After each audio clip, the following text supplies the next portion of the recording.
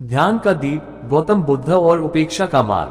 प्रस्तावना। महान गुरु गौतम बुद्ध अपने शिष्यों को केवल ध्यान और करुणा का ही उपदेश नहीं देते थे, बल्कि संसार के व्यवहार से निपटने के व्यवहारिक तरीके भी सिखाते थे।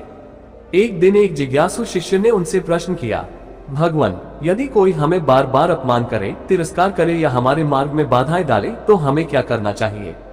बुद्ध मुस्कुराए। उन्होंने उस शिष्य की ओर देखा और बोले, आज मैं तुम्हें एक कथा सुनाऊंगा। प्रथम अध्याय, मगध का अराजक नगर। मगध के एक नगर में एक ब्राह्मण रहता था जिसका नाम विष्णुदत्त था। वह अत्यंत अहंकारी और बुद्ध विरोधी था। जब भी वह किसी बौद्ध भिक्षु को देखता तो उसका अपमान करता, उपहास उड़ाता और लोगों को भड़काने का प्रयास करता कि वे भी बौद्ध भिक्षुओं का तिरस्कार करें। नगर में एक अन्य व्यक्ति था, समित, जो एक नवदीक्षित बौद्ध अनुयायी था। उसने बुद्ध के धम्म में गहन श्रद्धा रखी थी और ध्यान व अहिंसा के मार्ग पर चलना चाहता था। जब विष्णुदत्त ने देखा कि समित बुद्ध की शिक्षाओं का पालन कर रहा है, तो उसने उसे हर जगह अपमानित करना शुरू कर दिया। वह सार्वजनिक रूप से कहता, तूने अपने कुल का सम्मान छोड़ दिया। क्या तू सोचता है कि संन्यास से तुझे मुक्ति मिल जाएगी? मूर्ख, संसार के सुखों को छोड़कर भिक्षा मांगने में कौन सी बुद्धिमत्ता है? समित ने इन शब्दों को सुना, परंतु शांत बना रहा। उसने अपने भीतर द्वेष नहीं आने दिया, लेकिन धीरे धीरे उसका चित्त व्यथित होने लगा। वह सोचने लगा कि क्या उसे विष्णुदत्त को उत्तर देना चाहिए या फिर उसे अनदेखा करना चाहिए। द्वितीय अध्याय, बुद्ध के पास मार्गदर्शन। समित ने निश्चय किया कि वह स्वयं बुद्ध के पास जाएगा और इस समस्या का समाधान पूछेगा। जब वह बुद्ध के पास पहुंचा तो उसने सारा वृतांत कह सुनाया और पूछा, भगवान, मैं क्या करूं? यदि मैं चुप रहता हूं तो लोग मुझे काय समझेंगे। यदि मैं उत्तर देता हूं तो ये झगड़े को जन्म देगा। क्या इसका कोई और उपाय है? बुद्ध ध्यानमग्न हो गए। कुछ क्षणों बाद उन्होंने एक कथा सुनानी शुरू की। तृतीय अध्याय, एक पुरानी कथा। बहुत समय पहले एक राजा था जिसे उसकी प्रजा बहुत प्रेम करती थी। लेकिन एक दिन एक सनकी दरबारी ने निश्चय किया कि वह राजा को नीचा दिखाएगा। उसने प्रतिदिन राजमहल के बाहर खड़े होकर राजा को अपशब्द कहना शुरू कर दिया। राजा चुप रहा। उसने उस दरबारी को अनदेखा किया, लेकिन धीरे धीरे दरबारी की हिम्मत बढ़ने लगी और वह और अधिक भद्दे शब्द बोलने लगा। राजा के मंत्रियों ने कहा, महाराज, इसे दंड दिया जाना चाहिए। राजा मुस्कुराया और बोला, क्यों? जब कोई मुझे उपहार दे और मैं उसे स्वीकार न करूं तो उपहार किसके पास रहता है? मंत्रियों ने उत्तर दिया, स्वाभाविक रूप से वही व्यक्ति जिसने उपहार दिया। राजा ने कहा, यही इस दरबारी के साथ हो रहा है। वह मुझे अपमान रूपी उपहार दे रहा है, लेकिन मैं उसे स्वीकार ही नहीं कर रहा। इसलिए उसका क्रोध और घृणा उसी के पास रह रही है। समित ये सुनकर चकित रह गया। बुद्ध ने कहा, जो तिरस्कार करता है वह अपने ही विकारों का शिकार होता है। जो इग्नोर करना सीखता है वह मुक्त हो जाता है। चतुर्थ अध्याय, परिवर्तन का बीज। समित ने बुद्ध की यह शिक्षा अपने जीवन में अपनाई।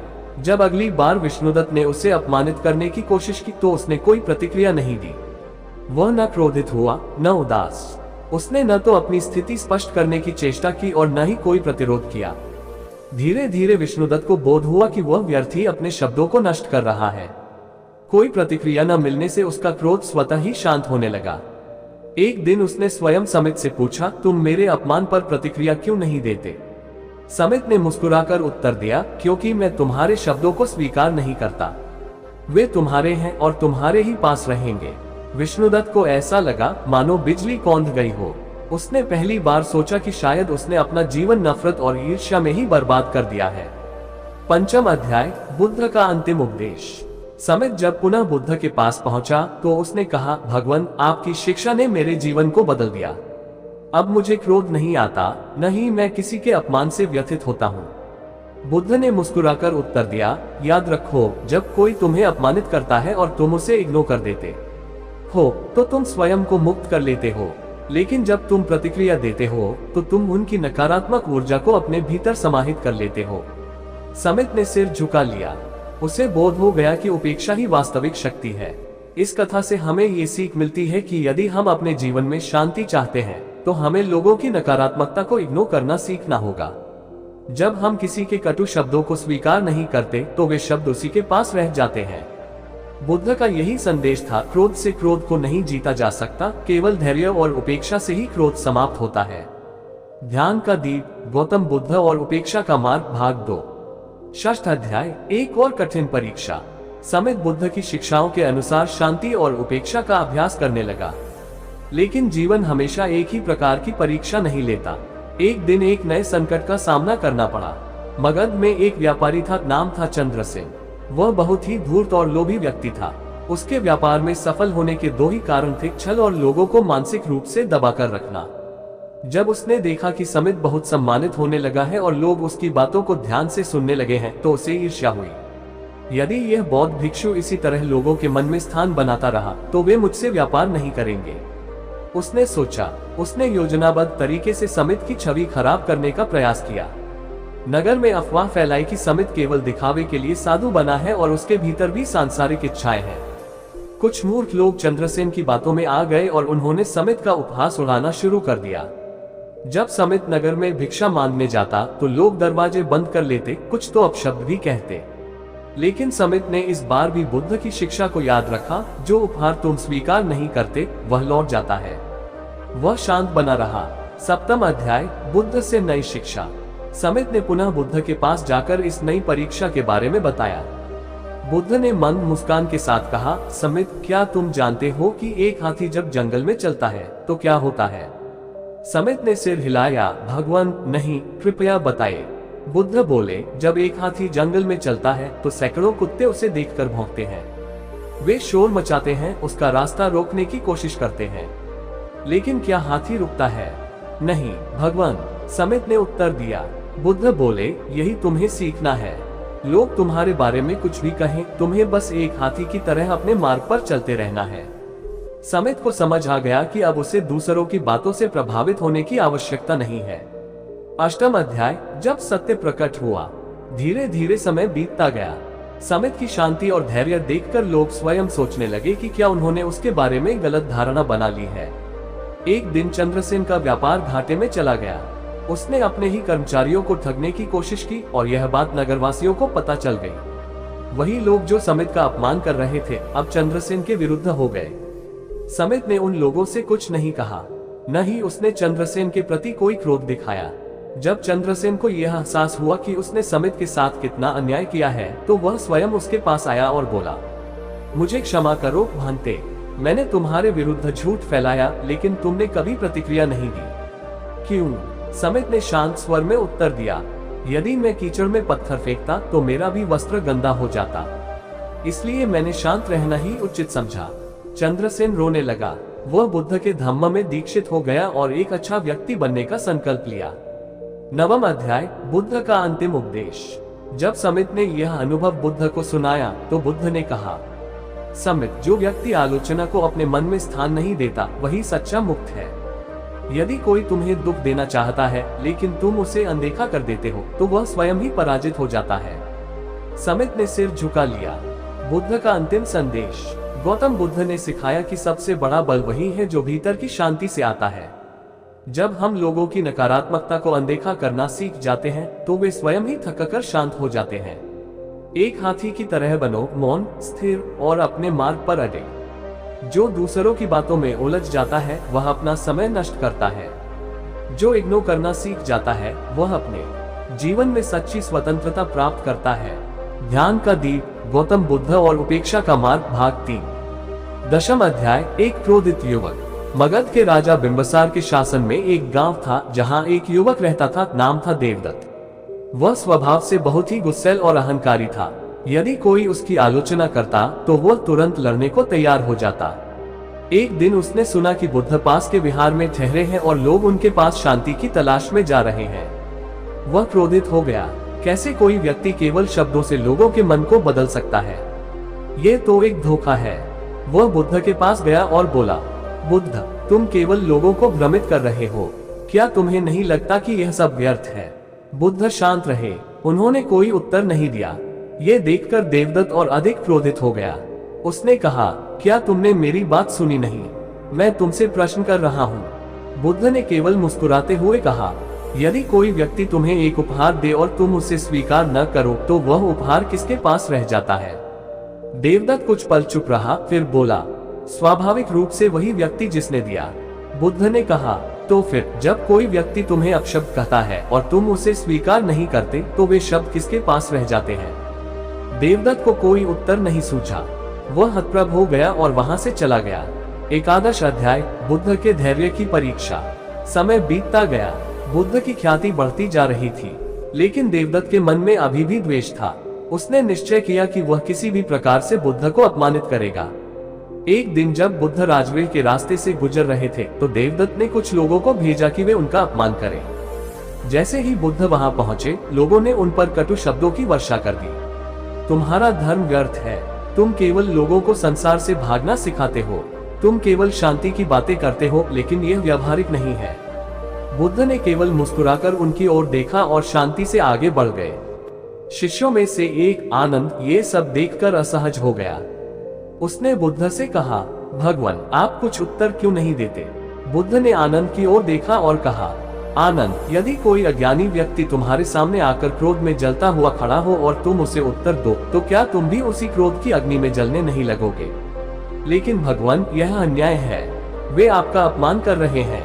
आनंद, यदि कोई तुम पर धूल फेंके और तुम उसे हटाने के लिए संघर्ष करने लगो, तो क्या तुम्हारा मन शांत रहेगा? आनंद चुप हो गया। द्वादश अध्याय, जब अपमान नष्ट हो गया। समय बीतता गया। बुद्ध की शांति को देखकर धीरे धीरे नगर के लोग समझने लगे कि देवदत्त का क्रोध निरर्थक था। एक दिन देवदत्त स्वयं बुद्ध के पास आया और बोला, मैंने आपको अपमानित करने का बहुत प्रयास किया, लेकिन आपने कभी प्रतिक्रिया नहीं दी। क्यों? बुद्ध ने उत्तर दिया, यदि कोई व्यक्ति जलता हुआ कोयला उठाकर किसी को मारना चाहे तो सबसे पहले वह उसके हाथ को ही जलाएगा। तुमने क्रोध किया, लेकिन वह तुम्हें ही जला रहा था। मैंने उसे ग्रहण नहीं किया, इसलिए मैं शांत रहा। देवदत्त की आंखों से आंसू गिरने लगे। उसने बुद्ध के चरणों में सिर रख दिया और कहा, मैंने अपना जीवन व्यर्थ ही क्रोध में बर्बाद किया। अब मैं आपकी शरण में आना चाहता हूँ। त्रयोदश अध्याय, बुद्ध का अंतिम संदेश। जब ये बात आनंद ने सुनी तो उसने बुद्ध से पूछा, भगवान, क्या हर व्यक्ति को इग्नोर करना ही सही है? बुद्ध मुस्कुराए और बोले, नहीं आनंद, उपेक्षा तभी करनी चाहिए जब कोई व्यक्ति अज्ञान से भरा हो और केवल तर्क वितर्क करना चाहता हो।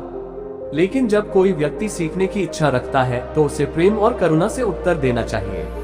लेकिन भगवान, ये कैसे पहचाना जाए? आनंद, जब कोई व्यक्ति जल में डूब रहा हो तो वह हाथ पैर मारता है, लेकिन जब वह बचाव के लिए हाथ बढ़ाए तो उसे सहारा देना चाहिए। आनंद ने सिर झुका लिया। इस कथा से हमें ये सीख मिलती है कि हर विवाद में भाग लेना आवश्यक नहीं है। जो हमें नीचा दिखाना चाहता है उसे इग्नोर करना ही सबसे बड़ा उत्तर है। लेकिन जब कोई व्यक्ति वास्तव में सीखना चाहता है तो उसे प्रेम पूर्वक उत्तर देना चाहिए। बुद्ध का अंतिम संदेश था, क्रोध से नहीं, शांति से जीतो। तिरस्कार से नहीं, करुणा से जीतो। ध्यान का दीप, गौतम बुद्ध और उपेक्षा का मार्ग, भाग 4। चतुर्दश अध्याय, एक राजा की परीक्षा। कौशल राज्य का राजा प्रशांत बहुत ज्ञानी और धैर्यवान था। वह बुद्ध का अनुयायी था और उनकी शिक्षाओं का पालन करता था। लेकिन उसके दरबार में कुछ मंत्री ऐसे थे जो उसे कमजोर समझते थे। एक दिन एक मंत्री ने राजा से कहा, महाराज, आपके धैर्य और करुणा को लोग आपकी कमजोरी समझने लगे हैं। यदि कोई आपका अपमान करे और आप उसे उत्तर न दें, तो क्या यह आपके गौरव के लिए हानिकारक नहीं होगा? राजा ने उत्तर दिया, मैंने सुना है कि बुद्ध शीघ्र ही हमारे राज्य में आने वाले हैं। मैं स्वयं इस प्रश्न का उत्तर उनसे लूंगा। 15वां अध्याय, बुद्ध का उत्तर। कुछ दिनों बाद जब बुद्ध कौशल आए तो राजा ने उनसे वही प्रश्न पूछा। बुद्ध मुस्कुराए और बोले, राजन, यदि कोई व्यक्ति क्रोध में आकर तुम्हारे पास विष का प्याला लाए तो क्या तुम उसे पी लोगे? राजा ने कहा, नहीं भगवान, क्यों मैं अपने आप को विष से नष्ट करूं? बुद्ध बोले, तो फिर यदि कोई व्यक्ति क्रोध में आकर तुम्हें अपशब्द कहे तो तुम उन्हें क्यों स्वीकार करोगे? राजा को सत्य का बोध हुआ। उसने सिर झुका लिया और कहा, अब मैं समझ गया भगवान, मैं अपने राज्य में किसी भी अपमान या आलोचना से विचलित नहीं होऊंगा। षोडश अध्याय, जब उपेक्षा सबसे बड़ा उत्तर बनी। राजा की यह परीक्षा अभी समाप्त नहीं हुई थी। कुछ समय बाद पड़ोसी राज्य के एक शत्रु राजा ने कौशल पर आक्रमण किया, लेकिन यह आक्रमण हथियारों से नहीं था बल्कि अपमान और छल से था। उस शत्रु राजा ने अपने दूतों को भेजकर कौशल राज्य में झूठी अफवाहें फैलानी शुरू कर दी। राजा प्रशांत डरपोक है, वह युद्ध नहीं कर सकता, इसलिए बुद्ध की शरण में चला गया। राज्य में हलचल मच गई। कई सैनिकों ने सोचा कि राजा को इस अपमान का उत्तर देना चाहिए, लेकिन राजा शांत रहा। मंत्रियों ने कहा, महाराज, आपको इस अपमान का उत्तर देना चाहिए, अन्यथा लोग आपको कमजोर समझेंगे। राजा मुस्कुराया और कहा, यदि कोई कुत्ता आकाश की ओर भौंके तो क्या आकाश उसकी ओर देखता है? मंत्री चुप हो गए। कुछ ही दिनों में शत्रु राजा ने देखा कि उसके अपमान का कोई प्रभाव नहीं पड़ा। वह हताश हो गया, उसकी योजना असफल हो गई और वह स्वयं शर्मिंदा होकर लौट गया। सप्तदश अध्याय, बुद्ध का अंतिम संदेश। राजा ने बुद्ध के पास जाकर कहा, भगवान, आपकी शिक्षा ने मेरा राज्य बचा लिया। यदि मैं क्रोध में प्रतिक्रिया करता तो युद्ध हो सकता था, लेकिन मैंने इग्नोर किया और शत्रु स्वयं ही हार गया। बुद्ध ने कहा, राजन, जल का स्वभाव शीतलता है, सूर्य का स्वभाव प्रकाश है और बुद्धिमान व्यक्ति का स्वभाव शांति है। जो अपने स्वभाव को पहचान लेता है वह कभी विचलित नहीं होता। अंतिम उपसंहार। इस कथा से हमें ये सीख मिलती है कि जब लोग हमें नीचा दिखाने का प्रयास करें तो हमें उनकी बातों से प्रभावित नहीं होना चाहिए। बुद्ध का अंतिम संदेश था, जब तुम प्रतिक्रिया नहीं देते तो तुम्हारे शत्रु की योजना स्वतः ही विफल हो जाती है।